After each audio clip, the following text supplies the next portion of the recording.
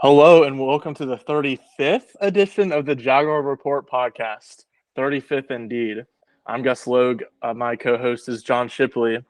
John, it's the first couple of days of free agency. How are we doing? Hey, we're getting better at counting every week, man. Getting better? I'm proud of us. Yeah, I'd Yeah. say so, yeah. Well, how's your week been just personally? Been It's pretty stress-free, right? it's honestly, other than Arden Key signing, he didn't even sign late. If I was to say like he signed like late in the night, that'd be a completely boomer thing to say at 26. I think he signed what like 10:30, but Yeah, I was going to say 10. I'll be honest, I was asleep and then I woke up to take my dog out at like 12 and I saw it and I was like, oh crap. So that's been the only time I've kind of been caught off guard in free agency. Other than that, been smooth. Oh, I can't believe you were asleep, John. I was for like the first hour. Oh, man. Well, it's a good thing you woke up, I guess. I've honestly been really good about that throughout my career, not being asleep in important moments. Yeah. Even like when Urban got fired, I was like asleep for like 30 seconds, and then like I woke up and saw the thing. So Wasn't he hired in the middle of the night, kind of too? Nah, it was like 5 p.m. or something. Okay. Yeah, come on. Well, I must be thinking of when he was fired, but so yeah, let's talk about free agency. Some housekeeping to get out of the way is that the moves that the Jaguars have made is signing safety Andrew Wingard to a 3-year deal worth $9.6 million, which is up to $13.8 million with incentives and $6 million guaranteed. So Andrew Wingard, Dewey staying with the team. Dude, if somebody had told you like after the 2020 and 2021 season that he'd be a guy they targeted to keep on like a 3-year contract, you would have said that's crazy, right? 100%. Yeah, but I mean, I do think like he legitimately earned it because there's staff like they actually see like what the right role is for him, which is as a locker room guy, a special teams ace, a number 3 safety. They're not trying to like square peg him into a round hole. I think a lot of reason people got frustrated with his play at times was, they were like for some reason playing him over Andre Sisco for right. I think he started like 15 games. That's not his fault, But now they're actually a coaching staff in place that plays to his strengths on and off the field. And I was talking like somebody in the NFL, and it's legitimately like you need people who are around your franchise who want to be there long term, who are actually like you can show other teams around the league, hey, people are proud to be, a part of this team. And he's one of those guys. And it's basically like get the long term guys. It's like him and Tyler Shatley at this point. So and, maybe hey, Dwayne Smoot. I'd say Dwayne Smoot is probably like the third guy in that. Yeah, hey, in that mix. Gotta get re-signed. That's true. That's fair. Well, I just fact checked you because I cannot believe that Dewey started 15 games last year, but he actually did. 15 games started, and which is just atrocious. So, as you said, he's like it's a good signing for the role that he's in, which is locker room and special teams and backup safety. Yeah, I mean, I thought he played his role like really well. I thought last year was his best year as a Jaguar, even if obviously the volume numbers don't reflect that because he started way more games in the past, but just has like an extra guy to fill in. It's a defense that doesn't go with many 3 safety sets, but in specific weeks when they want to, he at least, you can do much worse, at third safety than him. And then if there's somebody who, you need in a pinch, he's not a bad option. Yeah, I mean, when he came in the Titans game in week 14 and had the interception against Tannehill, that was a pretty big moment when he kind of stepped in. I think he started that game for Sisco. I think it did too.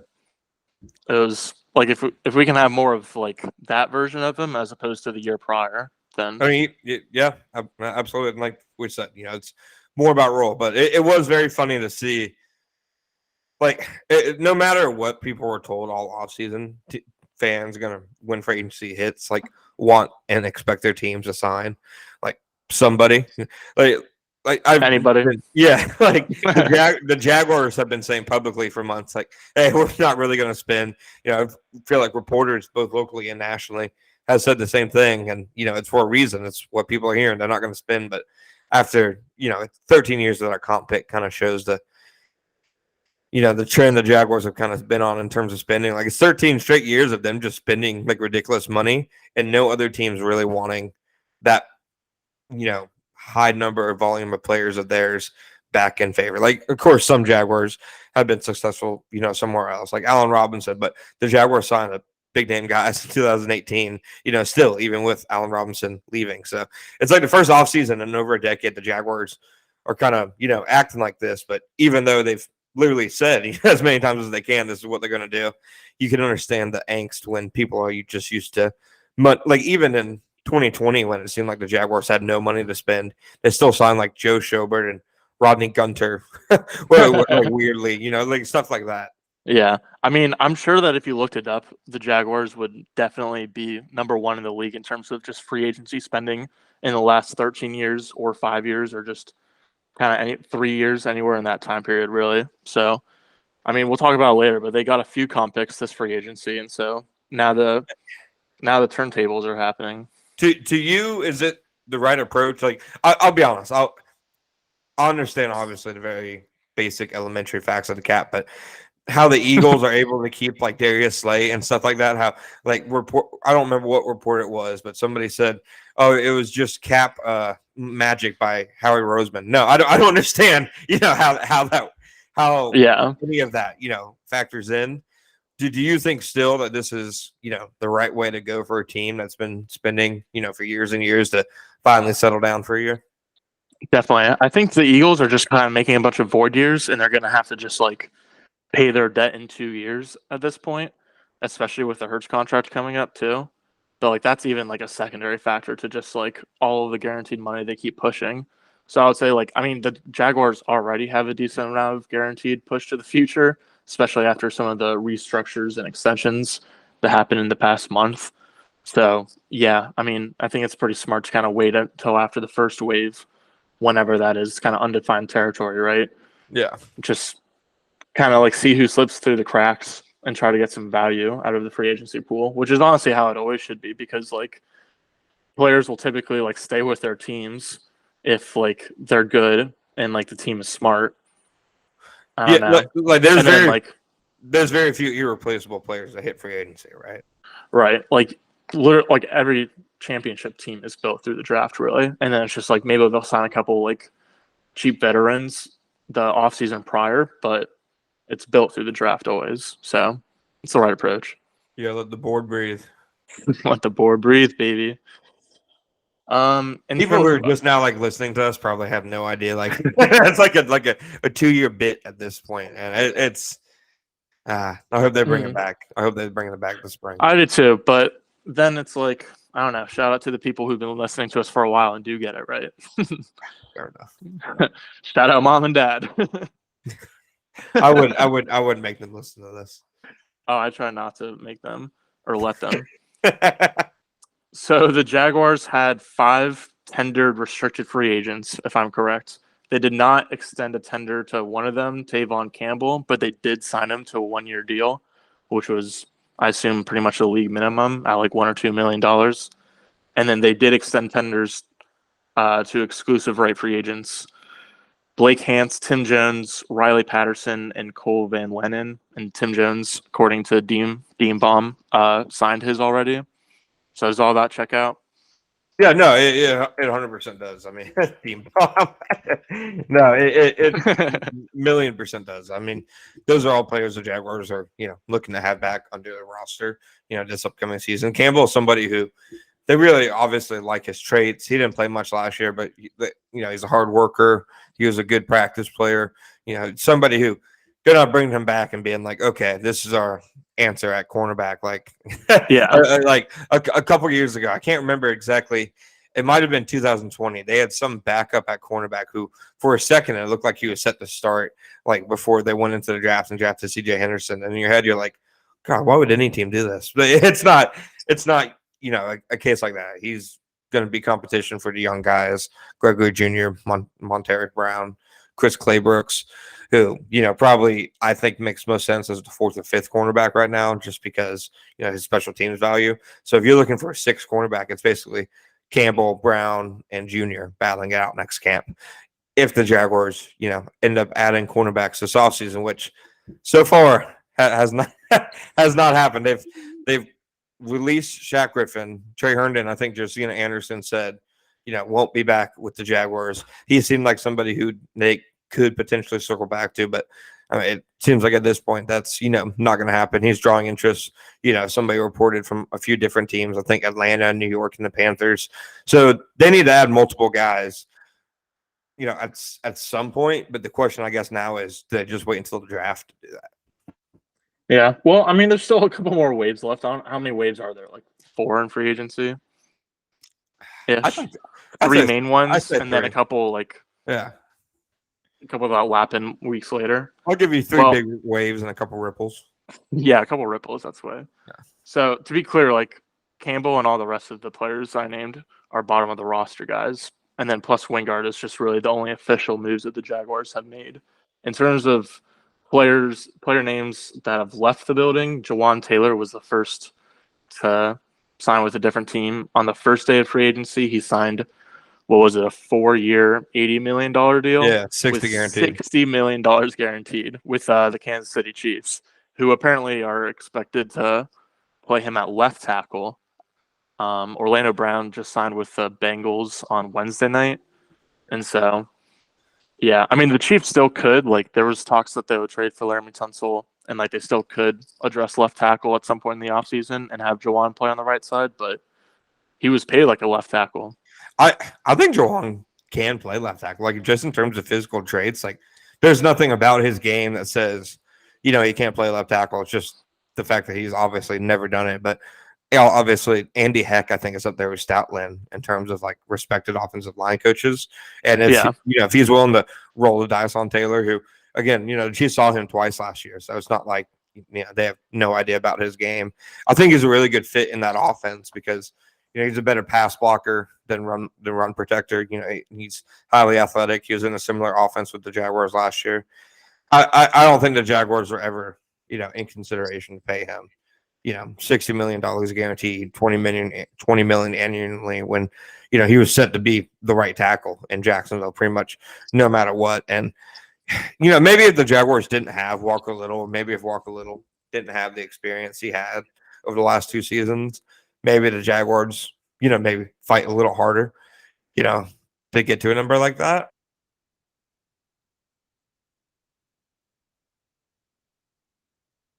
But that you're going to get a 3rd-round comp pick for him. You spent a 2nd-round pick on him. So at the end of the day, you got 4 good years of starting out of him. You have a replacement already on the roster.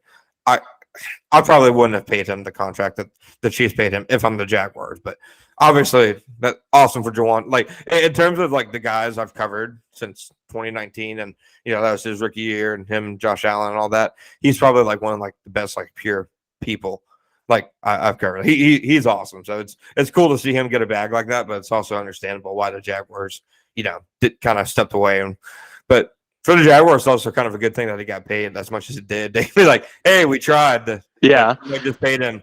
They can be like, well, look, there's nothing we can do. Hands up. Exactly. What are you gonna do? If they got him on a good deal, that would have looked bad. That would have stung. Yeah. I mean, that's a little bit what happened or seemed to happen with the Arden Key deal, which was kind of the next domino to fall. Or actually, no, Manhurts was next. Should we, do we even? Yeah, Manhurts signed a 2-year deal worth, I don't know, $6 million. It was $6 million. With the Denver Broncos. Gets him a 7th-round pick. I mean, 2 years of Chris Manhurts and getting a 7th-round pick out of that, I think it's honestly not a bad deal. It was more or less the Jaguars in terms of interest. It was, kind of thank you for your time. Enjoy whatever comes next. It didn't really seem like there was any real interest in them and kind of adding him back. Nothing obviously against him. It's just I think they probably want their skill players to be a little more sufficient as pass catchers, even if they are Luke Farrell's a blocking tight end, but he's not a complete liability when he's on the field as a pass catcher, whereas Manhurst didn't have bad hands. It's just he's not obviously not athletic or dynamic enough to be, kind of on the field and running really around. I remember one game they were, was it the Eagles? They ran a 3rd down screen to him or something on a big possession they needed. And I was like, okay, no, you can't even have him on the field because Doug's going to be tempted to run something like that. That's true. I mean, that's true. Let's see. The Arden Key went to the Titans. I don't really have anything else to add on Manhurts. Jags trivia is cool that he caught the first touchdown, Trevor's first ever touchdown against the Texans. But I'm just gonna move on. The Broncos have had a wild offseason. Yeah. Okay, we can do you think McGlinchey had a big factor in the Juwan contract? Because it kind of felt like since the Jaguars were pretty far out of it seemingly, it almost felt like the Chiefs were kind of just bidding against themselves. Yeah, I mean that's fair because you can probably say that the Bears maybe didn't see Juwan as a great scheme fit. They had showed some interest, but it does kind of seem like no other big tackle contracts have been paid. So I could definitely see that. Just you personally, who you taking the next 4 years, McGlinchey or Taylor? Just in a vacuum. To me, it's easy. Yeah, Taylor 10 times out of 10. I think McGlinchey kind of stinks. I'll be honest with you. I think that was a terrible deal. He's the 20th best right tackle in football. Right. I was gonna say, I think he's an average tackle. Yeah. And the Broncos paid a lot of people. They did. Ben Powers got a lot of money too. I like Zach Allen. They obviously paid him, and yeah. I don't know if they trade a receiver, then they're just going to run the ball and ask Russ to throw it 15 times a game. It's a good bit. I respect it. Do you know who their defensive coordinator is now? Is it Linval Joseph? Yeah, it's Vance. No, Linval Joseph. He's a defensive. No, it's Vance Joseph. Linval Joseph. Yeah, no, Vance Joseph. Yeah, you know what I mean. Yeah, I do. This you're in peak off-season form. Mm-hmm. Okay, let's finally get to Arden Key since I was trying to lead to that 5 minutes ago. I feel bad about taking the man hurts break. Arden Key, as you were kind of saying, signed late Tuesday night. Sure. Yeah, I think it was Tuesday night. Yeah, second day of free agency for the tampering period or whatever with the Tennessee Titans, which was free agency. Yeah. Which was kind of a big shock because it was A, past John's bedtime, B, with the arch rival Titans, and C, it was a 2-year deal it was a 3-year deal for $21 million. And so it was $7 million annually, which kind of at first glance seems like a fair deal and something the Jags maybe should have offered. I mean, they paid him, I think, more than what you would pay a non-dominant, sub package guy. They paid him true. They paid him a solid pass rusher, but I think that's probably closer to starter money than anything. And I'm not sure that Arden Key, I think he's super valuable to have in a locker room, super valuable to have in your pass rush rotation because he's a guy who can kind of cover up issues in several different areas. He can play on the edge just as well as he can play inside. But I mean, $7 million a year. They kind of paid him, in my opinion, kind of like a starter, or at least more trending that way, or at least one of the more expensive role players in the league. I mean, at the end of the day, for as valuable as he was for the Jaguars, he wasn't a high volume player in terms of snaps, and I think because of that, I think if he was a starter, the Jaguars maybe try a little harder. I mean, he played 41% in the snaps last year, and then 35% for San Francisco the year before. So I mean, good player, but to me, I understand why they would maybe see him as a really good role player, but we don't want to pay him be paying him like a starter in 2-3 years down the road. I kind of figured that teams would want to pay him as a starter, honestly, just because even though he did play as a role player with a sub 50% snap count or snap rate, he did have a really good performance on a per snap basis, and so I would think that some analytically driven teams or whatever would kind of see Arden Key has a great pressure rate on a per snap basis or something like that, and be maybe we can if this guy gets more snaps, he'll keep it up. I don't know. I thought that was a possibility, and so just as I said, initial look when I saw 7, I was ooh, I don't know. That just feels matchable. But as it turns out, the Jags weren't actually super close to that offer. I don't think they came close to ultimately what he got. So I've seen some people criticizing. He said after the Chiefs lost how much he wanted to stay and talking about being there for a second year and stuff. I mean, just seeing how much he got from the Titans, and if how much he got offered from the Jaguars, nobody should criticize him. He made a decision that I think everybody would make. And if you're going to say you wouldn't make that decision because you want to stay and build something or whatever, I personally think you're lying because I mean, I'm going after the generational wealth personally. Yeah, that's fair. And I mean, that was also seeming like always like the plan with Key is to like kind of give him an offer, and then like it was up to him about whether he want like the market would have him just like come back to the Jaguars because it wasn't that much more, or if it was that much more, he would leave. And the latter is kind of what ended up happening. The Jaguars signed him to a 1-year deal last year, probably for a reason, which, for one way or another, I think they saw him as not an every down player. And I think his market probably didn't reflect that. And like you said, there are probably some teams who would give him a higher percentage of the snaps. I mean, he'll probably be a good case study for, if you increase snap volume, if, those per snaps, stats stay the same. Because if he gets like starter snaps with the Titans, I'm fascinated to see how he'd produce. Right. And there's probably a lot of like other factors too. Like one in the other direction would be like that he probably got more snaps when Smoot went down. And we've both talked at length about how like the schedule kind of softened up in the second half of the season in terms of both offensive lines and quarterbacks faced. And I also think like them bringing back Roy Robson-Harris was kind of them saying, okay, we have part of the answer to replace Key, because I mean Robson-Harris wasn't used much as like a nickel down guy like until Smoot really got hurt. So I think his performance over the second half of the season as a pass rusher, I think they probably feel more comfortable with him being one of their like interior guys that they depend on to get after the passer next year, which probably made it a little like it kind of seems at the end of the day they kind of chose Robson-Harris over Key. That makes sense. Right. Which makes sense. Robson-Harris is a starter and he plays more. Yeah. I mean, I'm hoping he plays a little bit more late downs than like every single early down. By nickel down guy, you just mean like that he's going to be playing the majority of snaps when they have 5 secondary players on the field. Yeah, like basically the Jaguars last year, it seemed like every time they went nickel, until Smoot got hurt, it was, Trayvon and Josh Allen on the outside, Key and Smoot on the inside. There are obviously some instances where it wasn't that case, but that seemed like their preferred 4 guys they want on the field in passing situations. And I could see Robson-Harris now sliding into one of those inside roles. Gotcha. Okay. Well, another kind of contracting news in free agency for players that didn't sign with Jacksonville. I think it's time to talk about Darius Slay. What was happening yesterday? Because Darius Slay was supposedly released from the Eagles, and then he was kind of on Twitter, kind of having exchanges with Jags players. And then last night he ended up staying with the Eagles, with a lot of stuff happening in between that I probably didn't mention. He was never actually released.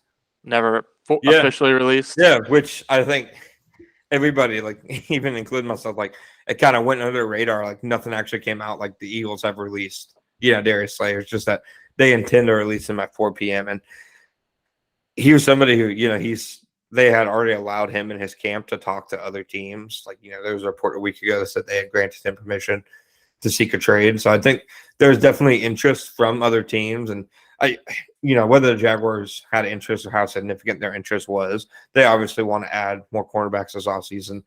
They've done their homework on the veteran cornerback market.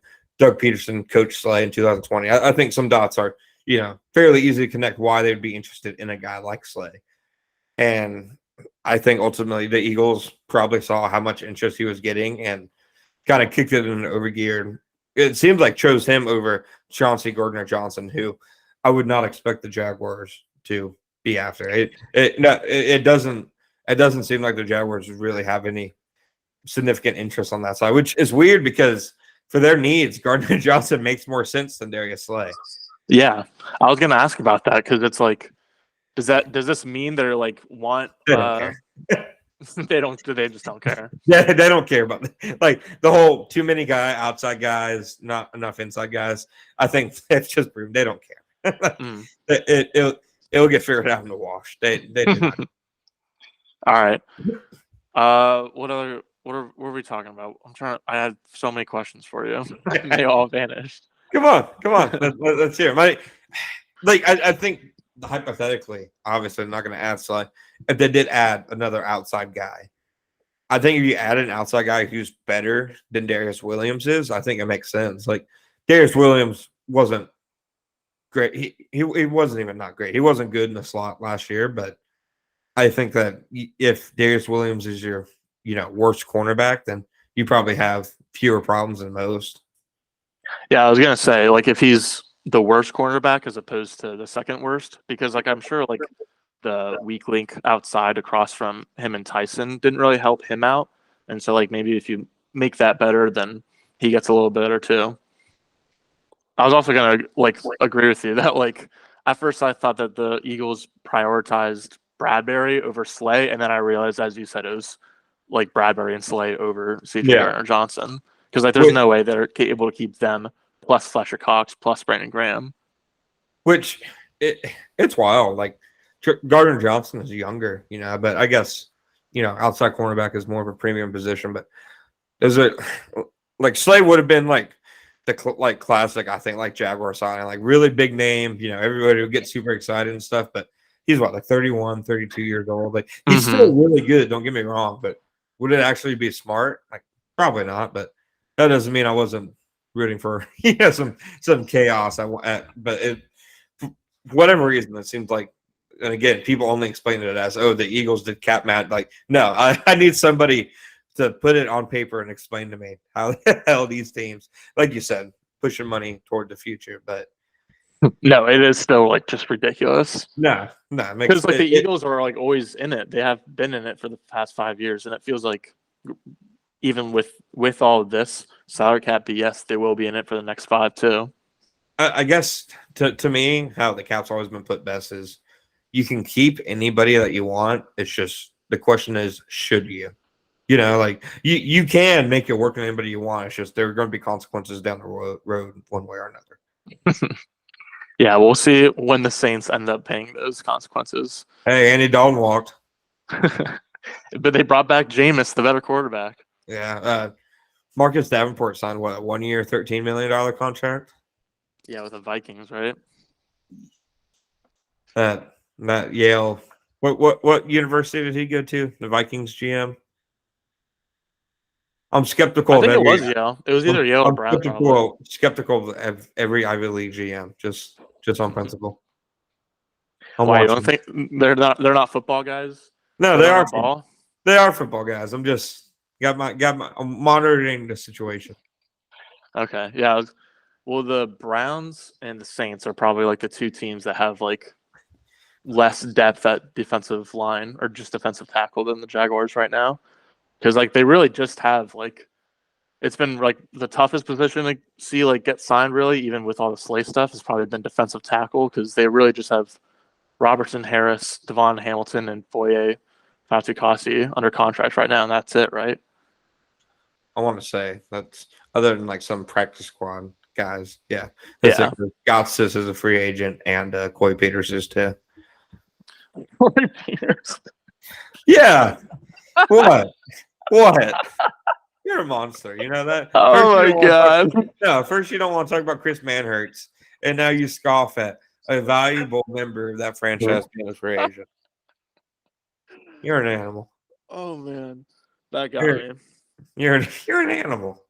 Okay. What else is there to talk about? Should we like go over some names that like at cornerback and D tackle that they could sign now that it's been 2 days? To me, the two names that still stand out are Sean Murphy-Bunting, who the Bucs chose, Jamel Dean over him. It doesn't really seem like the cornerback market is that crazy. Like Cam Sutton got a good deal. Other than that, there hasn't really been any crazy contracts out there. Yeah, Gilmore and Ramsey were both like traded for not too much. Yeah, so I think you can get like Murphy-Bunting probably, for a reasonable contract considering he's been hurt a decent bit the last 2 years. And then Pluto Ford's another guy. Like Arden Key last year was signed at the end of March, about a month before the draft. He was like a late stage free agency guy who, at the first waves kind of settled down. He was able to draw interest from a couple different teams. The Jaguars got him for a reasonable deal. If they want to go after a similar guy, just in terms of somebody who's, I think, market would be like that, I think Puna Ford, still makes a lot of sense. He would fill a need on the interior. He's a solid interior pass rusher. He wasn't great last year, but I think he's the kind of guy who it would make sense for them to target. Yeah, those are kind of the two guys that's on my watch list, especially Sean Murphy and Bunting, because I feel like I've heard his name from 8 different unofficial sources.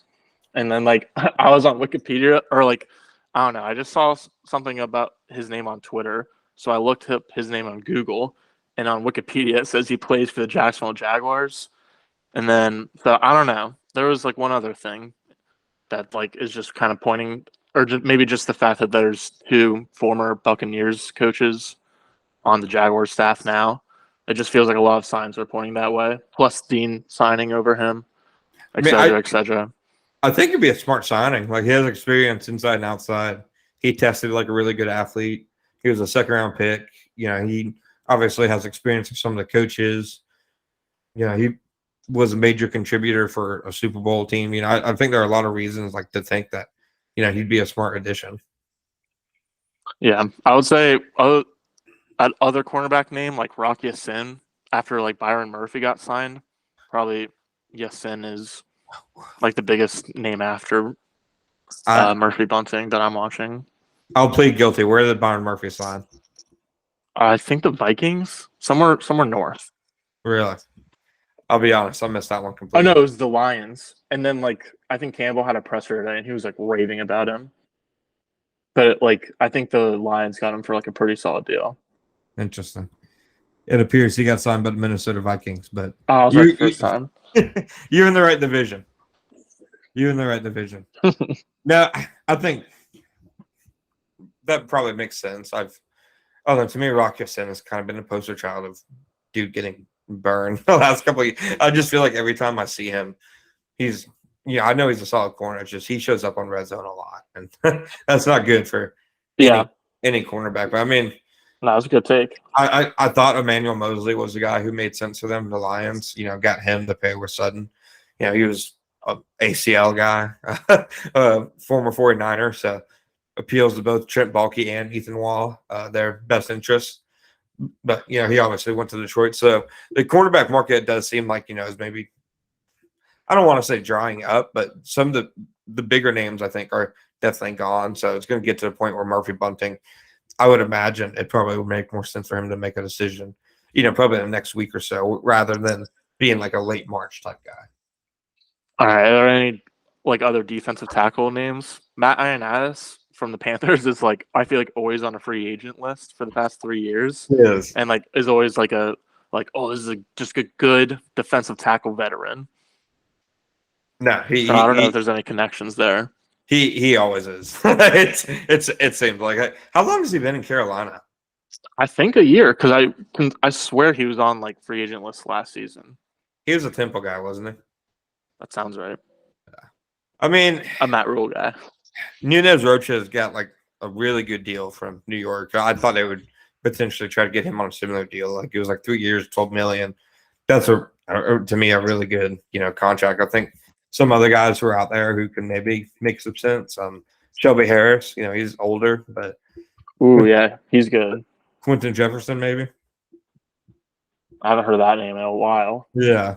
I mean, I kind of haven't heard Shelby Harris's either, but I feel like he was hurt. It's not a great group.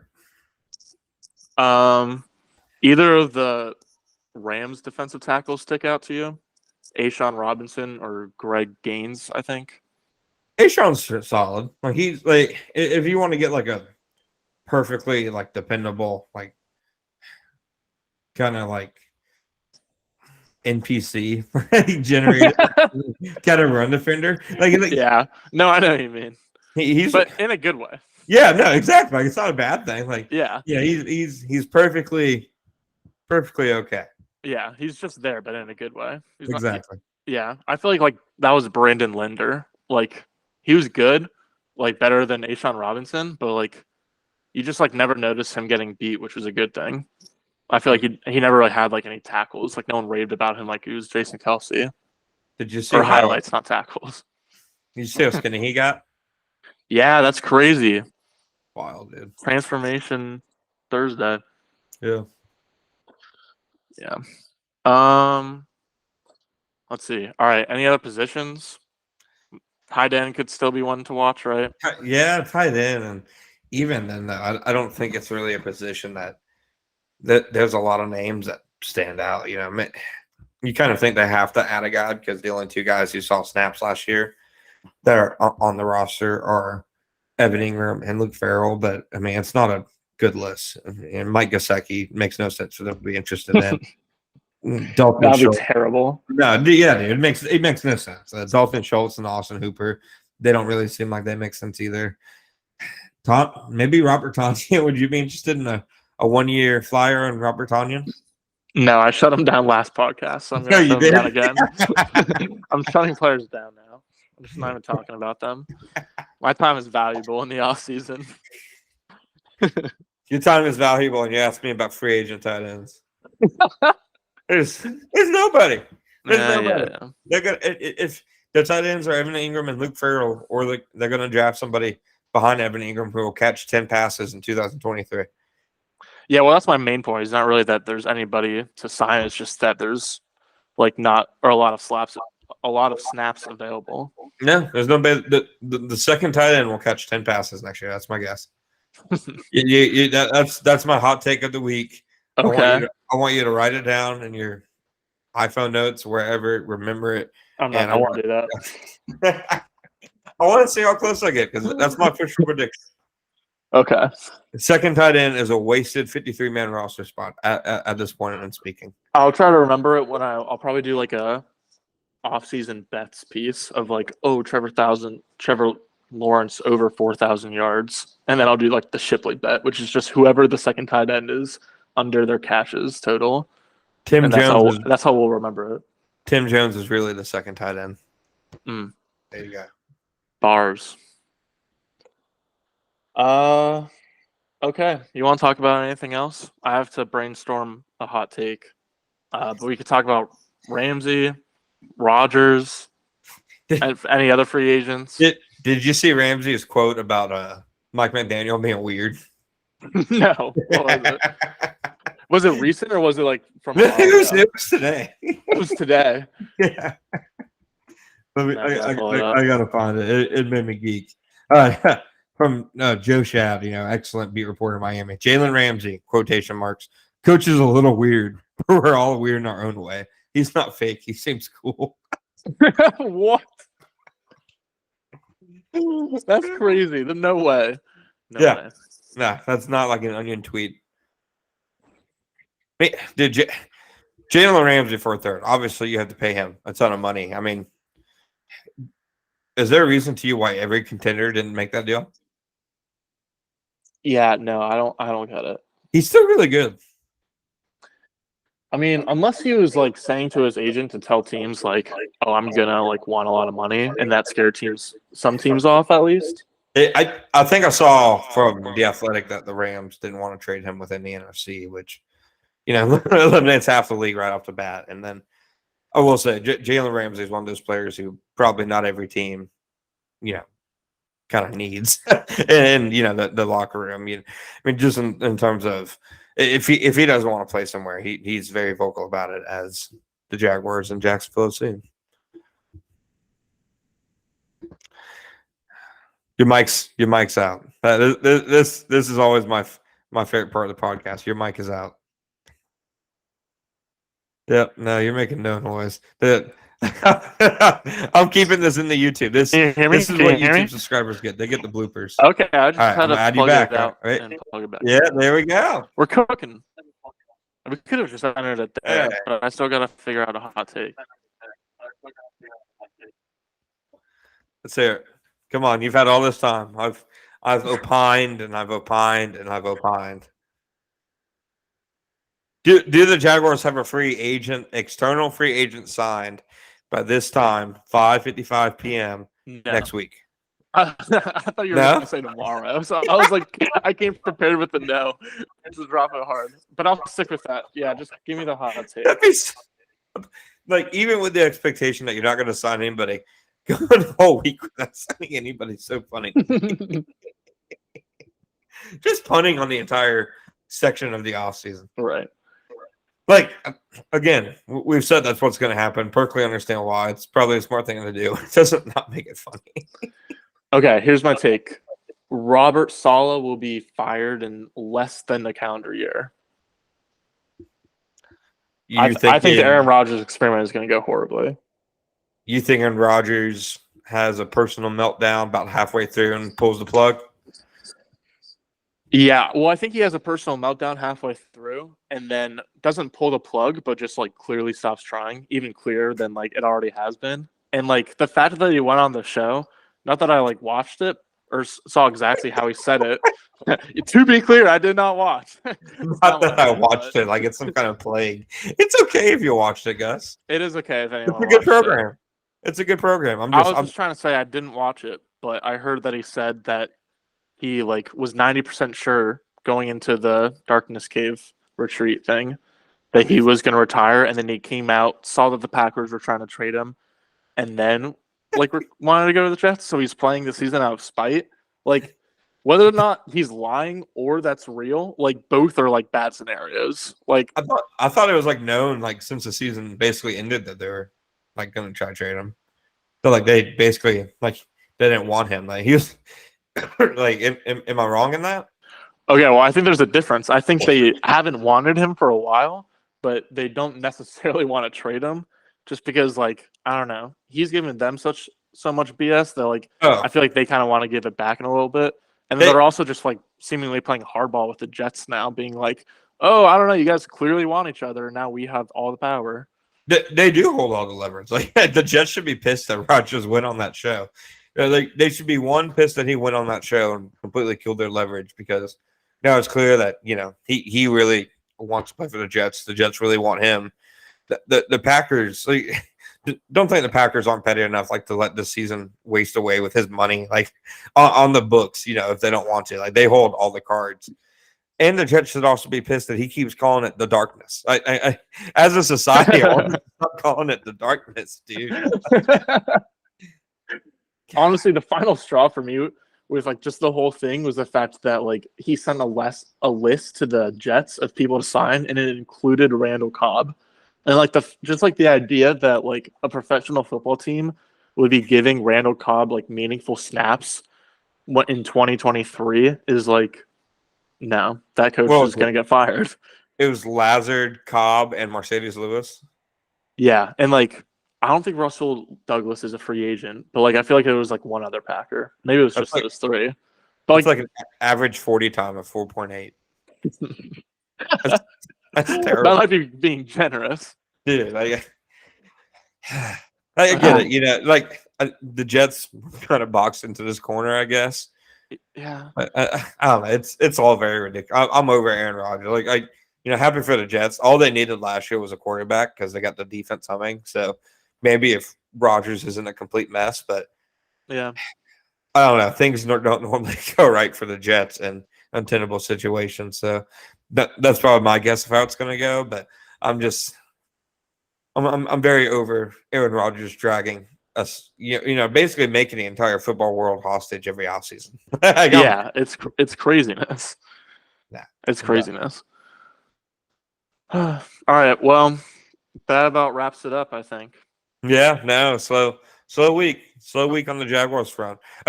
One last thing before we go. Okay. How do you think they adjust the pass rush? Like, if you had to guess who they're, they come out next year, nickel,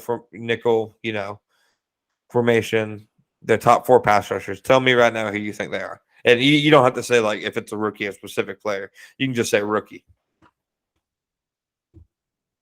Okay.